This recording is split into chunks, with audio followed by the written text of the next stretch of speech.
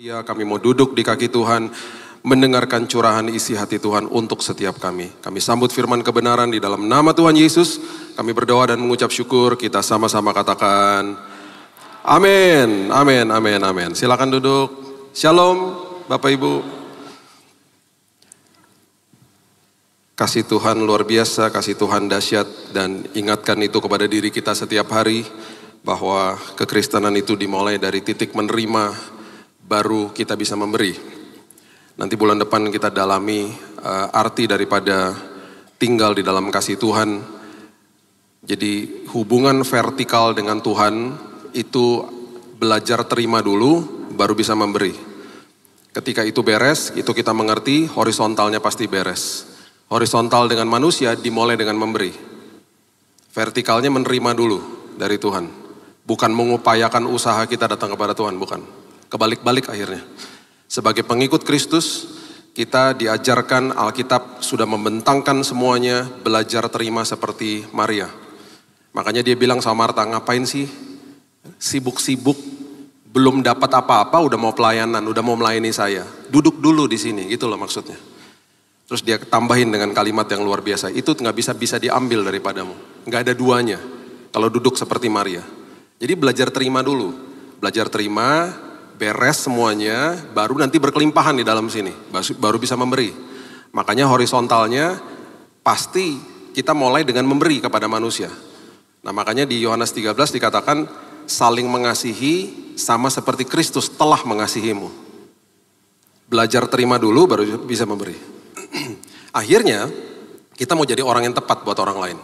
Kita nggak akan tuntut orang lain. Karena hidupnya kosong, orang yang hidupnya kosong, nggak ada kepuasan di dalam sini, nuntut dari orang lain. Makanya orang selalu salah aja sama dia. Apalagi masuk ke dalam pernikahan, nggak ngerti prinsip ini, wah nuntut aja terus.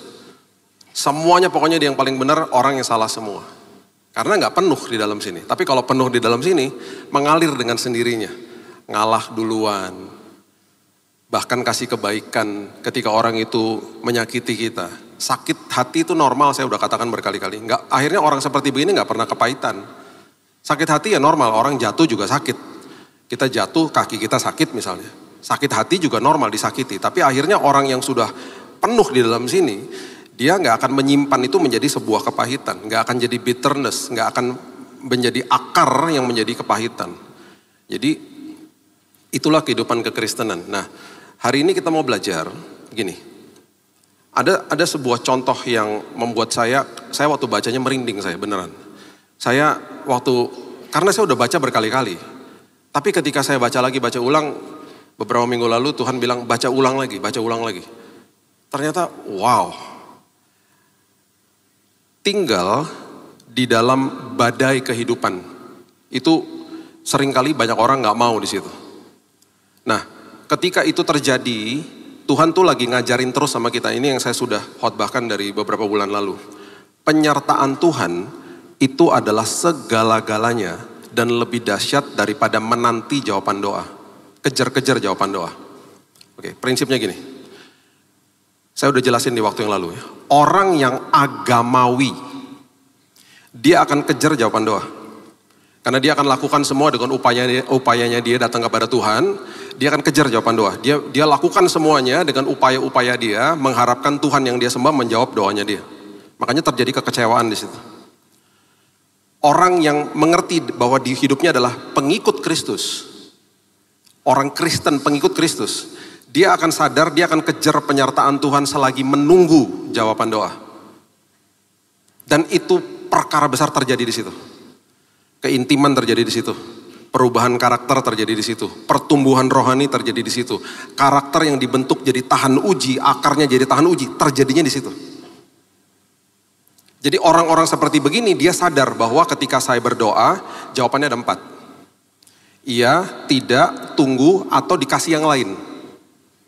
Dia tahu Tuhan sudah memegang jawabannya, dan ketika dia berdoa, dia sudah tahu bahwa Tuhan akan memanifestasikan jawabannya seturut sama waktunya Tuhan. Dia akan paham bahwa itu kedaulatannya Tuhan. Itu waktu kairosnya Tuhan, bukan waktunya dia. Jadi dia akan menikmati tuh penyertaan Tuhan. Dia punya kesempatan banyak sekali untuk bertumbuh di situ. Dia akan kemudian bercengkrama dengan Tuhan, dia mulai menilik dirinya sendiri dan lain sebagainya mulai terjadi. Hal-hal indah terjadi di situ. Ya. Nah, ketika ini kita pahami, kita akhirnya betul-betul akan jaga kehidupan ini. Makanya yang namanya kasih mula-mula itu juga sangat penting dalam hidup ini. Orang banyak yang akhirnya tidak konsisten mengalami Tuhan karena kasih mula-mulanya cuman di depannya aja. Orang kalau komitmen paling hebat di depan. Dihotbain, iya, mulai mungkin adrenalinnya berjalan, dia rasa aduh emosiku terjamah gitu ya.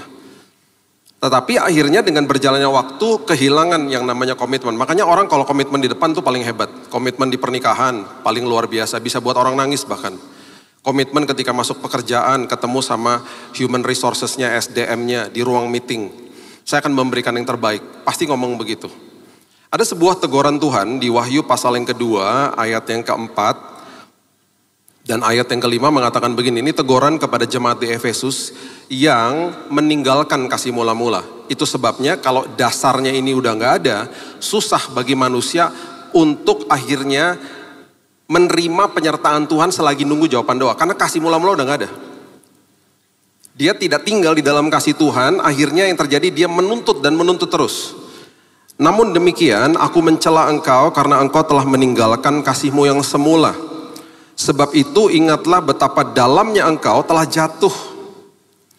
Bertobatlah dan lakukanlah lagi apa yang semula engkau lakukan. Lakukan lagi apa yang semula engkau lakukan. Jika tidak demikian, aku akan datang kepadamu, aku akan mengambil kaki Dian dari tempatnya jikalau engkau tidak bertobat. Maksudnya kemuliaan Tuhan sirna akhirnya dari hidup manusia. Nah, kasih mula-mula selalu itu digambari atau dipenuhi dengan yang namanya prioritas, intensitas, dan kualitas. Siapa yang pernah jatuh cinta di sini, pasti ketika mau deketin yang dia harapkan jadi pasangannya, dia akan memberikan prioritas, intensitas, dan kualitas. Yang masih jomblo, ketika engkau sedang PDKT, kalau WhatsAppmu gak dibalas, berarti orang itu gak minat sama dirimu. Udah, move on. Orang yang betul-betul punya kasih mula-mula, orang itu akan diprioritaskan. Saya datang ke tempat bekas pacar maksudnya. Bekas pacar yang jadi istri saya. Saya datang ke tempatnya dia. Dan waktu dia tanya sama saya, kan kamu sibuk waktu dulu. Saya bilang, ya bisalah dibuat waktunya, karena kamu prioritas. Terus intensitas ketemunya banyak. Besok ketemu lagi dong, besok ketemu lagi dong, besok nonton lagi yuk, besok makan lagi yuk di sini yuk. Intensitas. Dan kualitas ketika bertemunya, luar biasa, HP ditaruh. Ya zaman itu ya HP kan cuma bisa SMS doang, terus ada pager di sini, zaman-zaman saya dulu pacaran. Terus HP ditaruh, ngobrol, pandang-pandangan, kualitas. Makanya kalau mau lihat orang yang masih pacaran di dalam sebuah restoran, pasti dua-duanya lihat-lihatan. Kalau dua-duanya main HP, itu udah 15 tahun kawin. Anda udah lupa sama kasih mula-mula. Makanya prioritas, intensitas sama kualitas tinggi di dalam kasih mula-mula. Sama Tuhan juga gitu. Besok hari Senin ngopi-ngopi yuk, gak bisa.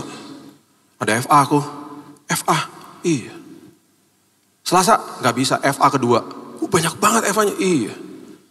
Rabu gak bisa, FA ketiga. Banyak banget FA-nya, iya. Semua FA aku datengin, makan gratis soalnya, kurang ajar. Kamis gak bisa, doa malam Betani. Dingin dan gak bisa lah. Jumat gak bisa. Aku kan sama anak PW. Aku latihan sama mereka. Sabtu gak bisa, youth. Dewasa muda, aku datengin semuanya. Ih kamu kan udah tua. Ya kamu jangan salah. Kadang-kadang ibadah sekolah minggu aku datengin. Semua khotbah aku mau denger. Minggu, nginden 3 kali. Dari pagi sampai sore aku di sini. Udahlah jangan ngopi-ngopi duniawi banget sih kamu. Minum perjamuan tuh, jangan minum kopi. Kenapa? Kasih mula-mula. Prioritas, intensitas, kualitas. Tungguin aja orang seperti begitu, 6 bulan lagi. Ajakin kopi, pasti mau.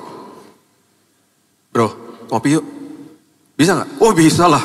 Lo katanya sibuk di gereja, udah sekali-sekali aja ke gereja sekarang. Orang lupa, makanya gini. Prioritas, intensitas, dan kualitas, jika itu dijaga, sama dengan konsisten. Orang yang konsisten, jarang. Orang yang konsisten gak usah banyak ngomong, memberkati orang lain, karena konsisten. Hidupnya konsisten banget. Hidupnya tuh tanpa dia harus ngomong konsisten. Orang percaya sama dia akhirnya. Orang bahkan memberikan kepercayaan kepada dia. Orang-orang seperti itu. Jadi, nasihat saya adalah, saya juga menasihat diri saya sendiri loh, kalau saya ngomong gini. Saya juga manusia. Saya berkomitmen sama istri saya. Sayang, tiap hari kita ngobrol ya, walaupun aku keluar kota, pasti harus ngobrol. Kadang-kadang angkat telepon, udah bingung mesti diomongin apa. Semua udah diomongin, halo. Tadi malam saya telepon dia dari hotel, halo. Terus diem-dieman. Kamu ngapain aja? Kan kamu udah cerita tadi pagi, iya sih. Ya udah, terus diem-dieman gitu. Ya udah aku tidur ya gitu. Udah bingung mau diomongin apa, tapi paling gak dengar suaranya lah. Aku bilang gini, kita harus jaga prioritas, intensitas, dan kualitas. Masih dating sama dia? Masih pergi berduaan? Masih. Besok hari Senin tuh hari dating saya biasanya. Prioritas, intensitas, dan kualitas. Saya bilang supaya apa? Supaya kita didapati konsisten berdua. Jaga kasih mula-mula. Yang kedua, ini penting. Ini yang saya mau bagikan. Di dalam hidup ini, udah pasti, yang namanya kehidupan ini, itu menghadapi masalah. Sekarang coba perhatikan prinsip ini baik-baik. Manusia kalau lihat masalah, dia akan lihat masalah dari dua sisi. Yang pertama tanpa dia sadari, dia lihat ini adalah cobaan. Yang kedua dia akan lihat ini dari perspektif ini ujian. Dua-duanya mengandung sebuah pemahaman yang sama, serupa di awalnya. Contoh gini, cobaan itu akan mengeluarkan kelemahan kita. Itu yang dilakukan sama iblis. Dia akan keluarkan kelemahan kita. Dan dia akan pakai kelemahan itu untuk menghancurkan kita. Orang yang gampang emosi ketika di dalam sebuah tekanan. Ya, dia lihat masalah, dia emosi. Dia bertindak sesuai dengan dagingnya dia. Ya, itu kan kelemahannya dia misalnya. Dia nggak mau berubah, dia keluarkan semuanya yang buruknya itu, iblis pakai kebusukan atau keburukannya dia, dipakai untuk menghancurkan dia, hancur akhirnya. Di Jakarta beberapa tahun lalu ada 2 orang rebutan masuk pintu tol. Dua-duanya turun dari mobil, berkelahi. Udah kayak anak kecil, pukul-pukulan yang satu mati. Mungkin pas jatuh, kena aspal saya nggak tahu, mati orangnya. Konyol kan? Alkitab bilang apa? Kalau kamu mau dihormati, kehormatan itu didahului sama kerendahan hati. Kerendahan hati mendahului kehormatan. Gak ngerti gitu-gituan. Dia ngelihat sebagai sebuah masalah ini sebagai sebuah cobaan. Wah, mengeluarkan kelemahannya dan dipakai kelemahan itu untuk menghancurkan dia. Beda sama ujian. Kita kalau lihat masalah kita harus begini. Oke, kelemahanku pasti keluar. Tetapi aku akan belajar dari kelemahanku supaya ketika diuji lagi besok, aku lulus. Makanya namanya ujian matematika. Iya kan? Kita patut diuji, kita dapat hasilnya, kita lihat nomornya beberapa nomor salah. Kita langsung begini, wah ini nomor aku gak belajar, ini nomor aku gak ngerti formulanya. Mengeluarkan kelemahan kita toh. Nah waktu kita belajar lagi, pas diuji lagi bisa gak? Bisa. Makanya namanya ujian matematika, bukan cobaan matematika, bukan. Anak-anak siap-siap besok akan menerima cobaan matematika. Dan di ujung tahun ini akan terjadi cobaan nasional, bukan ujian nasional lagi. Ujian, namanya ujian. Karena biasanya ada second chance, ada kesempatan yang berikutnya gitu loh. Jadi mulailah belajar, kalau ada masalah lihat ini ujian. Karena kita pasti keluar kelemahan kita. Kita tuh semua punya kelemahan masing-masing kok. Saya punya kelemahan, Bapak Ibu punya kelemahan masing-masing. Kita tuh manusia, punya kelemahan pasti. Dan ketika kelemahan itu keluar, harusnya kita minta hikmat. Tuhan, ini kelemahanku, aku gak boleh gini lagi Tuhan, berikutnya. Nah itu sebabnya ketika masuk ke dalam sebuah ujian, Perhatikan, jangan pernah mau mengeluarkan diri dari proses itu. Bahaya, bahaya. Alkitab sudah menyiratkan, Alkitab sudah mendokumentasikan hal-hal yang terjadi ketika manusia paksa dirinya keluar dari badai. Keluar dari badai. Ya. Contoh sederhana, sebelum saya buka ayatnya. Contoh sederhana begini. Kalau saya punya teman, kita mau bepergian ke Singapura lah misalnya. Naik pesawat sama jalan kaki, pakai ferry dan lain sebagainya lewat darat gitu ya. Lebih lama mana? Lewat darat pastinya. Kalau saya naik pesawat sama dia, misalnya dari Surabaya lah. Surabaya, Singapura berapa? 2 jam lah mungkin. Saya duduk sama dia, saya hanya punya waktu 2 jam. Misalnya saya, bukan teman, misalnya saya baru ketemu sama orang ini. Baru kenalan lah. Saya nggak akan punya banyak waktu untuk mengenal dia selama perjalanan. Karena sampai di sana kita harus pisah misalnya. Jadi selama 2 jam duduk sama dia di pesawat, paling-paling tahu nama, ya kan, ngobrol-ngobrol tentang masa lalu, udah cuman dikit lah informasi yang didapat. Oke? Jadi sampai di sana akhirnya cuman, oke, sampai ketemu lagi, selesai udah. Misalnya baru kenalan begitu. Ketika ketemu dia lagi, dia hanya sebagai kenalan aja, pernah kenal di pesawat misalnya gitu. Berbeda ketika pribadi ini jalan kaki sama saya misalnya. Jauh loh, sebulan misalnya. Dari Surabaya, Semarang, Jakarta, terus lewat Selat Sunda, naik ferry gitu ya. Sampai ke Pekanbaru, Batam, naik ferry. Itu lama banget 1 bulan jalan kaki. Di hari pertama juga pasti kenalan. Pengen tahu namanya siapa lagi jalan. Hari kedua kan gak mungkin kenalan lagi. Kan udah 24 jam sama-sama dia. Siapa sampean namanya kemarin? Aku lupa, maaf, ini karena botak jadi nguap semua memorinya. Nggak gitu, hari kedua udah nggak kenalan lagi, orang sama-sama terus kok 24 jam.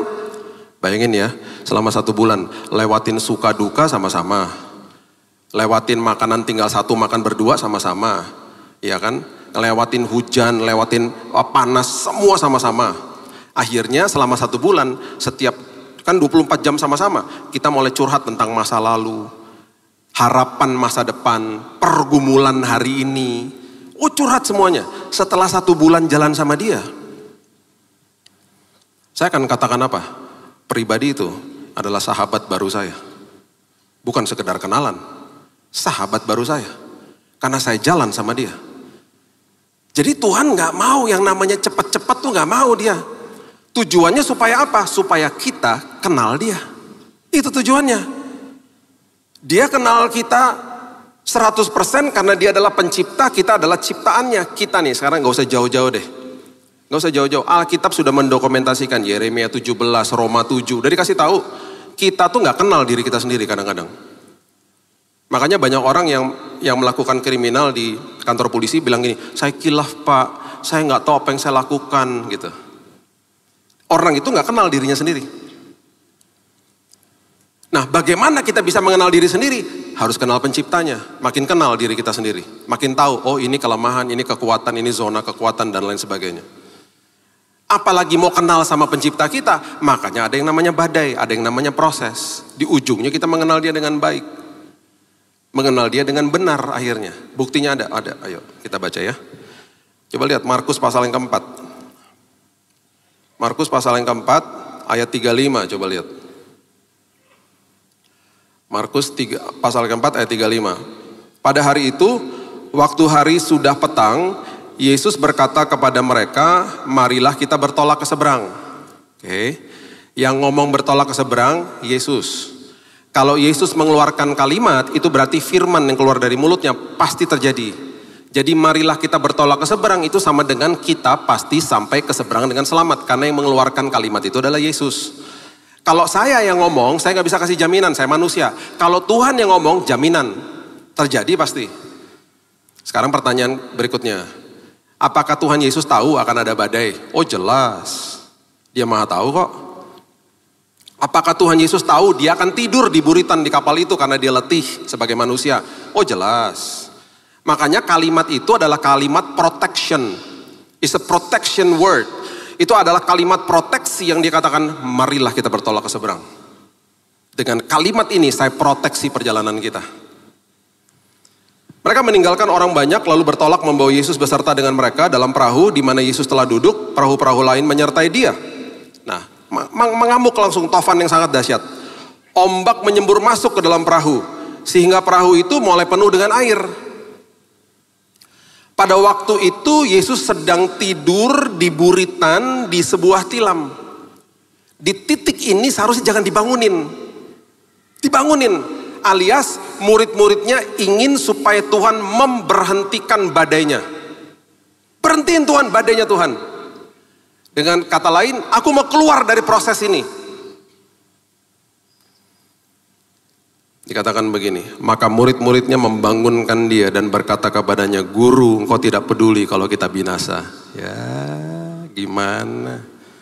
Sekarang saya mau tanya, Yesus ada di dalam perahu kehidupan kita, ada badai, nyampe nggak ke seberang? Ya pasti sampai lah, nggak mungkin enggak. Yesus di dalam hidup kita kok, udah pasti terproteksi lah hidupnya, gitu loh. Ya, engkau tidak peduli kalau kita binasa. Yesus dengan kemurahan hati, dia bangun, dia bilang, dia menghardik angin itu dan dia berkata kepada danau itu, diam, tenanglah. Lalu angin itu reda dan danau itu menjadi teduh sekali. Kalau saya bisa tambahkan teduh sekali karena permintaan murid-muridnya. Berhentikan badainya Tuhan. Kalau Yesus setuju sama apa yang mereka lakukan, dia akan ngomong begini di ayat yang ke-40. Ayat 40 berbicara begini. Lalu ia berkata kepada mereka, kalau dia setuju dia akan bilang gini, makasih ya guys udah bangunin saya, hampir kita mati bareng. Betul gak? Kalau dia setuju bahwa badainya itu memang harus di stop sama mereka, permintaan mereka, dia akan ngomong gitu, makasih ya guys, hampir lo kita mati bareng. Dia ngomong gitu. Kalimatnya dia benar-benar keras sekali, dia bilang begini, mengapa kamu begitu takut? Terus dikatakan lagi, mengapa kamu tidak percaya? Dia ngomong begini setelah badainya udah diberhentikan loh. Perhatikan kalimat-kalimat ini. Setelah badainya udah selesai, dia ngomong gitu. Kenapa kamu takut? Kenapa kamu gak percaya? Kan saya udah ngomong di awal tadi. Harusnya jangan bangunin saya. Perhatikan apa yang terjadi ketika badai diberhentikan. Ketika manusia keluar dari proses. Perhatikan ayat 41. Mereka menjadi sangat takut. Udah takut, makin takut. Ayo. Dan berkata seorang kepada yang lain, siapa gerangan orang ini sehingga angin dan danau pun taat kepadanya. Di ujung daripada itu semuanya, mereka gak kenal siapa Yesus. Mereka gak kenal hatinya. Mereka gak jadi sahabat, karena badainya diberhentikan. Karena naik pesawat aja, gak usah jalan kaki. Yang cepet-cepet aja Tuhan. Akhirnya cuma jadi apa? Kenalan aja. Oh saya cuma kenal aja sama dia. Tapi gak ngerti pribadinya, gak ngerti hatinya. Dan makin takut. Makanya kalau naik perahu ini jemaat nginden pasti beda ayatnya. Karena Bapak Ibu pasti gak bangunin Yesus. Betul gak? Pasti gak. Di pertamanya masih sama tuh. Yesus berlayar dengan jemaat nginden. Wah sampai titik ombak menyembur masuk. Itu mulai beda ayatnya. Jemaat nginden bergandengan tangan dan mereka berteriak. Jangan bangunkan Yesus. Pasti gitu. Ini muka-muka dewasa semua. Iya kan? Ada satu jemaat yang berteriak. Dia bilang, bangunin dong, mati nanti kita. Kenapa dia berteriak? Karena dia jemaat napas, Natal Paskah. Ombak menyembur masuk dan akhirnya kapal itu sampai ke seberang dengan selamat. Di situ baru Yesus bangun. Dia bangun dan dia katakan, wahai jemaat Betani dan hebat imanmu, dahsyat engkau. Pasti gitu ayatnya. Beda. Bapak Ibu gak ada sih saat itu, pasti Bapak Ibu yang diajakin naik perahu sama Yesus. Coba sekarang lihat perbandingannya. Sama-sama di badai loh. Ya, coba lihat perbandingan ini. Matius 14 ayat 22. Coba lihat.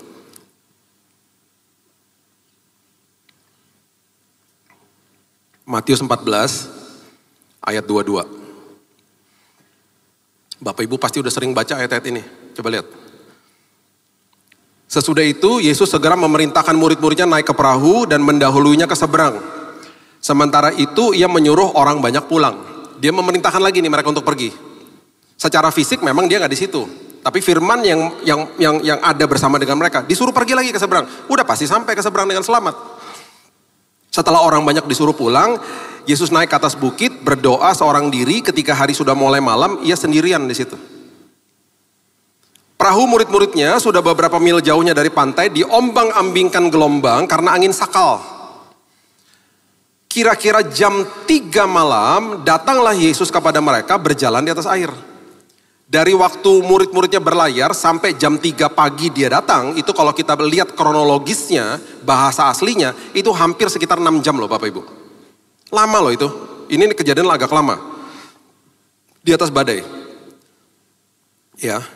Jadi kira-kira jam 3 malam datanglah Yesus kepada mereka berjalan di atas air. Dia lagi kasih tunjuk sama mereka. Saya menguasai badai. Saya menguasai ombak. Orang saya jalan kok di atasnya gitu. Ya, dia lagi kasih tunjuk kuasanya. Perhatikan, ini pelajaran yang luar biasa ini. Perhatikan apa yang terjadi. Ketika murid-muridnya melihat dia berjalan di atas air, mereka terkejut dan berseru, itu hantu. Lalu berteriak-teriak karena takut. Takut kan lagi, ini badai semua loh. Tetapi segera Yesus berkata kepada mereka, tenanglah aku ini, jangan takut. Pelajaran demi pelajaran.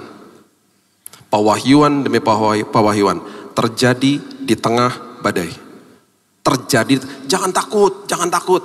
Kalau yang tadi, jangan takutnya, ya kenapa engkau takut dipertanyakan setelah badainya di stop. Ini di tengah-tengah badai, terjadi pelajaran di situ. Lalu Petrus berseru menjawab dia, Tuhan, apabila engkau itu, suruhlah aku datang kepadamu berjalan di atas air. Ini di tengah badai. Di tengah badai, mujizat terjadi. Petrus jalan di atas air. Karena badainya gak diberhentikan toh. Mujizat terjadi di tengah badai. Dan dikatakan begini. Ya. Lalu Petrus berseru menjawab dia, Tuhan apabila engkau itu suruhlah aku datang kepadamu berjalan di atas air. Kata Yesus datang. Maka Petrus turun dari perahu, berjalan di atas air mendapatkan Yesus. Pelajaran berikutnya. Ketika dirasanya tiupan angin, berarti badai masih ada. Dia mengalihkan pandangan fokusnya kepada angin, kepada badai. Takutlah ia mulai tenggelam lalu berteriak, Tuhan tolong aku. Bapak Ibu, ini semuanya normal-normal saja, manusiawi kok ini. Dan ini semua pelajaran terjadi di tengah-tengah badai. Jadi kalau sudah dapat sesuatu dari Tuhan, kalau kita lepas fokus dari Dia, itu pelajarannya adalah gampang sekali kita takut lagi, gampang lagi kembali kepada posisi dulu gitu loh. Tetap fokus sama Dia, itu maksudnya, diajarin lagi murid-muridnya. Segera Yesus mengelurkan tangannya memegang dia dan berkata, hai orang yang kurang percaya, mengapa engkau bimbang? Yang tadinya pelajarannya jangan takut, kemudian sekarang jangan bimbang. Ini semuanya di tengah-tengah badai. Lalu mereka naik ke perahu. Dan perhatikan kalimat ini. Angin pun reda karena diredakan, kalau saya bisa tambahkan, karena diredakan sama Yesus. Bukan permintaan murid-muridnya. Murid-muridnya gak pernah minta anginnya diredakan. Perhatikan ayat 33. Apa yang terjadi? Kalau yang satu mereka makin takut dan mereka gak kenal siapa dia. Ayat 33 coba lihat. Orang-orang yang ada di perahu menyembah dia, katanya sesungguhnya engkau anak Allah. Makanya kalau ada badai, biarkan sampai selesai. Karena di ujung daripada itu semuanya kita akan katakan, aku kenal engkau dengan lebih benar lagi Tuhan. Biarin aja. Karena selagi ada badai, pertolongan, penyertaan Tuhan tidak pernah gagal. Gak pernah gagal. Itu Tuhan. Makanya orang Kristen, orang yang mengikut Yesus, orang-orang seperti begitu mengejar pengalaman itu.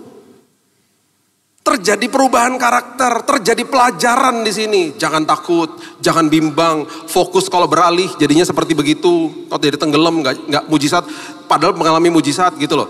Wah banyak banget pelajarannya akhirnya. Bahkan di tengah-tengah badai ada mujizat luar biasa. Engkau justru akan lihat perkenanan Tuhan. Engkau akan lihat mujizat di tengah badai. Jangan di stop badainya. Karena kedaulatan Tuhan. Kalau Tuhan ada di dalam perahu kehidupan kita, tidak mungkin kita tenggelam. Itu loh. Penyertaannya dahsyat. Disitulah orang jadi bertumbuh. Nah ketika kita mengerti ini, kita akan kemudian paham bahwa apapun yang terjadi, semuanya untuk memurnikan diri saya. Semuanya ini terjadi supaya kemuliaan Tuhan dinyatakan dalam diri saya. Malaiki pasal yang ketiga, ayat 3 mengatakan, Ia akan duduk seperti orang yang memurnikan dan mentahirkan perak. Ia mentahirkan orang Lewi, menyucikan mereka seperti emas dan seperti perak, supaya mereka menjadi orang-orang yang mempersembahkan korban yang benar kepada Tuhan. Ada seorang ibu yang baca ayat ini, dia datang kepada tukang perak, dia tanya 3 pertanyaan. Mas, ketika peraknya lagi dimurnikan diapain? Dimasukin ke api katanya gitu.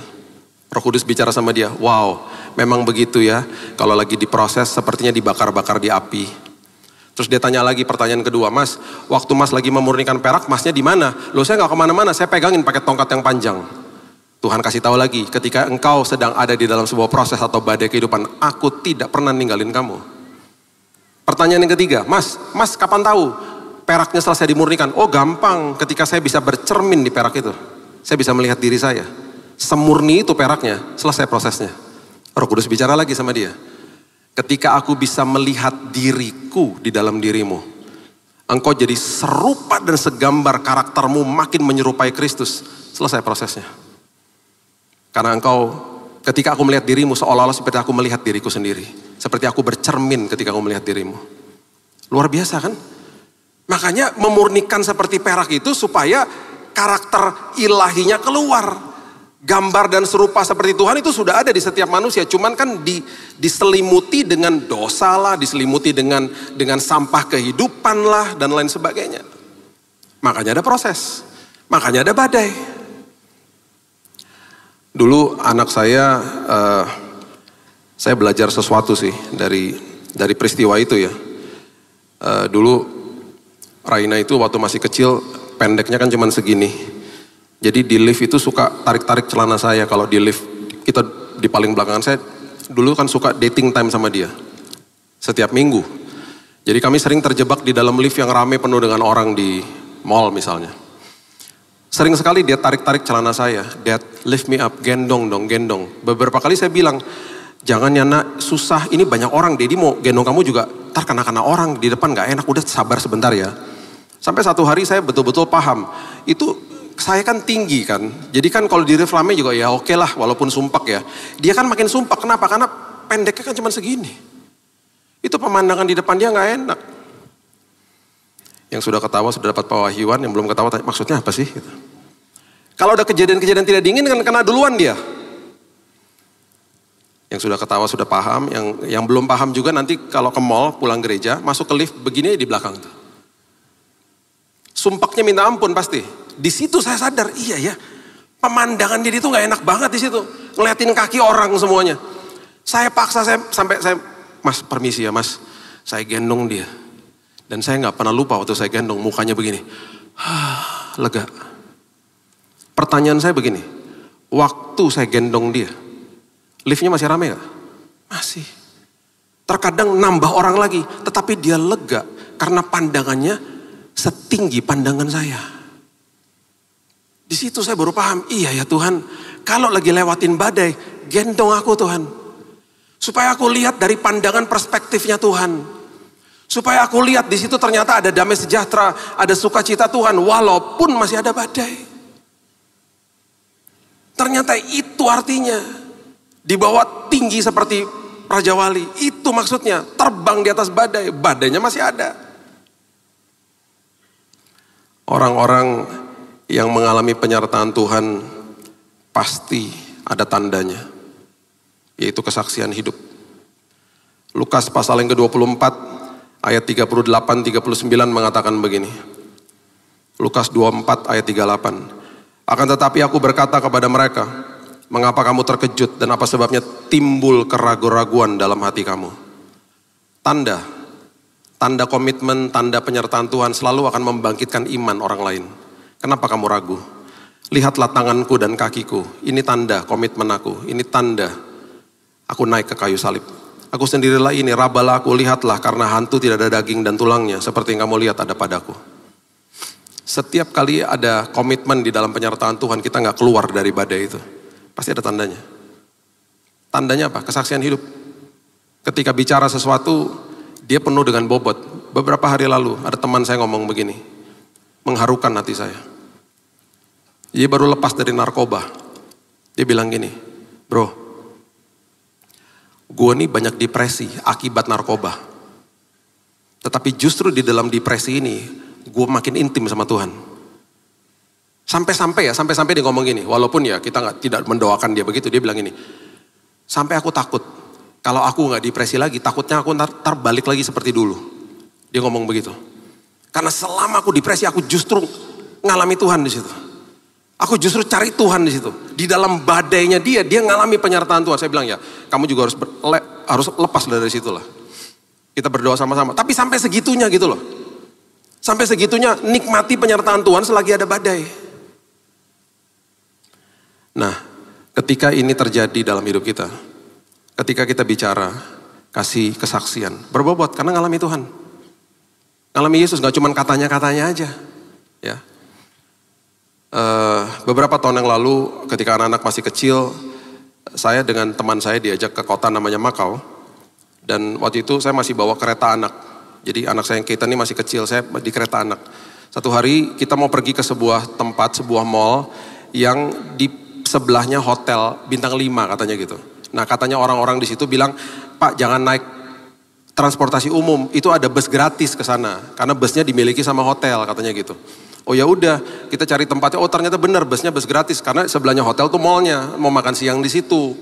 Jadi kita naik. Waktu saya mau naik ke busnya, saya lihat supirnya dia diam-diam aja karena saya mau masukin kereta anak saya kan ke bagasi. Kalau bus kan supirnya di sini, bagasi kan bus kan di samping. Ini pintu di sini, ini bagasi kan di samping bukan di belakang. Jadi saya sempat nanya sama supirnya, dia nggak bisa bahasa Inggris. Saya ngomong, ini kereta gimana? Dia gini-gini sendiri. Jadi saya pikir, disuruh sendiri masukin. Ya udah saya masukin lah kereta anaknya. Sampai di sana, karena nggak ada barang di bawah, kan busnya kiri kanan, ke tengah lah itu akhirnya keretanya. Jadi waktu udah turun semuanya, saya waktu buka bagasinya, iya aduh, itu sampai ke dalam. Jadi saya merangkak di dalam badannya bus tuh ke dalam, merangkak ambil kereta anak saya.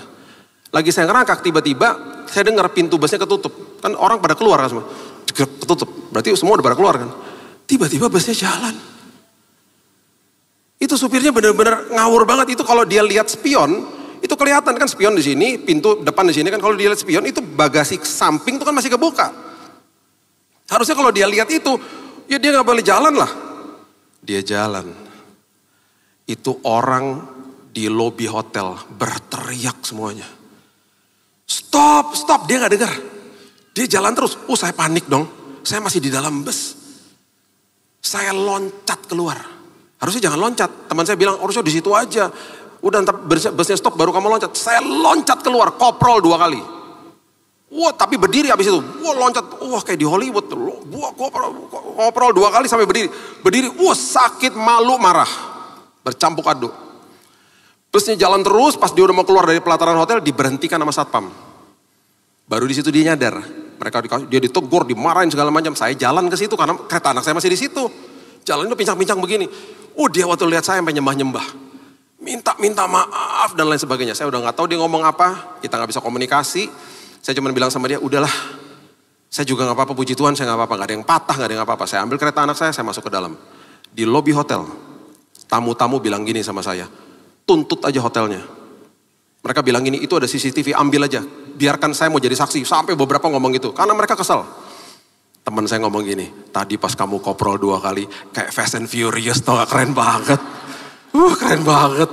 Itu minta CCTV-nya kirim ke Hollywood, kamu dipakai di Hollywood jadi stuntman. Keren banget Bill, keren banget. Apaan keren-keren, sakit tahu. Itu jarak kaki kamu sama ban belakang tuh cuma segini Bill. Keren banget, keren apaan ah.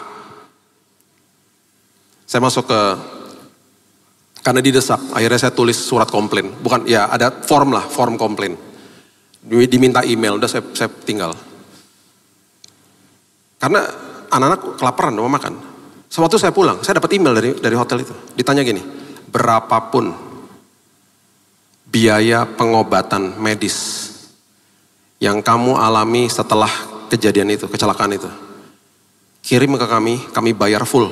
Dan please jangan diviralkan. Takut hotelnya, hotel ternama. Teman saya pas lagi di rumah, baca emailnya. Teman saya ngomong gini, Bill, gue buatin bon palsu aja, kwitansi. Kirim aja ke dia Bill, bilang aja pengobatan lo 200 juta. Biar nanti 10%-nya buat gue lah, ngawur nih orang.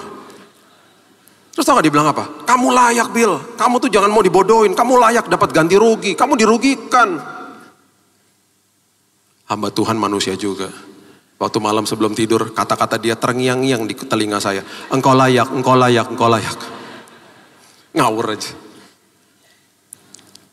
Saya email balik lah, saya gak lakukan itu. Saya email balik, saya bilang, udahlah saya gak apa-apa. Terus dia tawarin voucher gratis nginep di hotelnya. Dia kasih tahu juga, nih supirnya udah diskors lah, apalah segala macam. Saya tawarkan voucher gratis, mampir sini lagi. Saya bilang, gak mau saya ke situ lagi. Kesaksian timbul dari ketika orang tidak keluar dari badai. Kesaksian hidup keluar ketika ada orang masih komit sama Tuhan. Dan itu sebabnya hari ini, saya tutup dengan ini. Setiap kali di dalam kehidupan ini, kita ini punya jenjang. Waktu kita baru lahir, ada seorang atau orang tua kita memberikan jarinya. Dan sebagai bayi kita memegang jari orang tua kita. Jenjang balita, kita pegang mainan. Jenjang remaja mungkin kita pegang HP. Jenjang pemuda kita pegang tangan pacar. Jenjang mahasiswa kita genggam atau kita pegang ijazah. Jenjang eksekutif muda kita pegang tangga karir. Jenjang menjadi suami atau istri kita memegang tangan pasangan kita. Jenjang pensiun kita pegang stick golf, pegang alat-alat berkebun. Jenjang jadi tua, terkadang orang pegang tongkat. Firman Tuhan bilang begini, ayat terakhir coba baca sama-sama saya. Yeremia 15 ayat 21. Yeremia 15 ayat 21. Aku akan melepaskan engkau dari tangan orang-orang jahat dan membebaskan engkau dari genggaman orang-orang lalim. Tuhan lagi kasih tahu begini sama kita. Jangan pernah lupa bahwa tanganku yang disalib terbuka di kayu salib untuk memegang tanganmu. Kalau engkau pegang sama tanganku yang perkasa, engkau tidak akan pernah bisa kecewa. Apapun yang kau pegang di bumi, dengan sangat mudah bisa mengecewakan dirimu. Tapi kalau engkau pegang tanganku yang perkasa, di Roma 5 dikatakan pengharapanmu di dalam Kristus tidak pernah mengecewakan. Ketika ada badai, tinggal di dalam badainya. Biarkan Tuhan yang berdaulat. Perkara besar terjadi di tengah-tengah badai. Mujizat terjadi di tengah-tengah badai. Yes, berikan tepuk tangan kita untuk Tuhan. Haleluya. Bapak yang baik, terima kasih buat pagi yang indah ini. Aku berdoa Tuhan, kalau kami hari ini sedang ada di dalam badai. Mungkin kami berteriak untuk badainya stop. Tapi kami paham hari ini.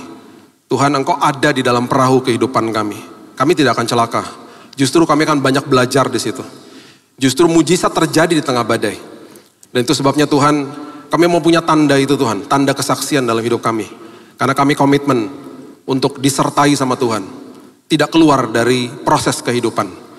Kami berdoa Tuhan pada hari ini. Aku percaya justru di tengah badai kekuatan Tuhan terjadi. Perlindungan Tuhan terjadi. Dan aku percaya pemulihan bahkan kesembuhan Tuhan sudah siapkan bagi anak-anak-Mu. Serahkan hidup kami dalam tangan Tuhan. Meteraikan firman ini. Hanya di dalam nama Yesus kami berdoa. Kita sama-sama katakan. Amin. Tuhan berkati.